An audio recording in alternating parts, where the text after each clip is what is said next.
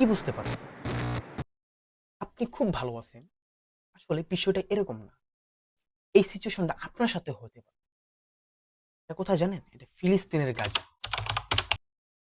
Video করতেছে। ১ মাস আগের video. Net নাই, কারেন্ট নাই, ফোন চার্জ দিতে পারে না। আরে ভাই, বাড়িই তো নাই। পুরো বাড়ি ধ্বংস করে দিছে। তারপরেও তারা বলতেছে ইসরায়েলদের জন্য তারা ফিলিস্তিনে আক্রমণ করছে। আফসোস।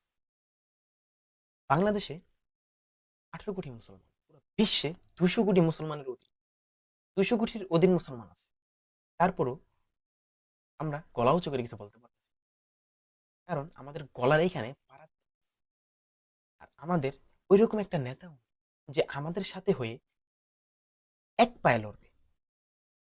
সবাই সবার স্বার্থ নিয়ে ব্যস্ত আছে। ফিলিস্তিনের দিক কেউ তাকাচ্ছে না। এই ভাইটার মতন আর এরকম হাজারো ভাই বোন শিশু কিশোর কিশোরী বহুত বহুত হাজার হাজার মারা যাচ্ছে। ওটি তো আর ভিডিওতে ক্যামেরা বন্দি হচ্ছে না। তো আমাদের যেটুকু আছে ততটুকু নিয়ে সবাই তাদের পাশে থাকতে চেষ্টা করবে। আর যারা অনলাইনে আছি তারা দয়া কইরা নাচ গান ভিডিও কিছুদিন অফ রাইখা তাদের ভিডিওটা প্রচার করার চেষ্টা করে। কারণ তাদের পেটে ভাত নাই, তাদের ওইখানে কারেন্ট নেই, তারা খুবই অসহায় আছে, তারা খুব মর্মান্তিক বিষয়, খুব মর্মান্তিক মানে অনেক কষ্ট জীবনযাপন করতেছে। আপনার একটা ভিডিওতে যদি পুরো বিশ্বের মানুষ দেখে তাদের কতটা উপকারিত হবে।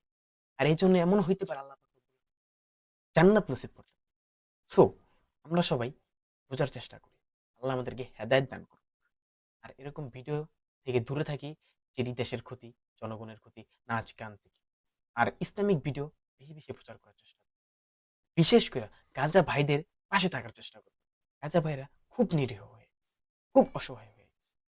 তাদের কেউ নাই তাদের পাশে। অল্প কিছু সাপোর্ট করতেছে, তাদের পাশে বেশিরভাগ মানুষই নেই। তো আল্লাহ আমাদের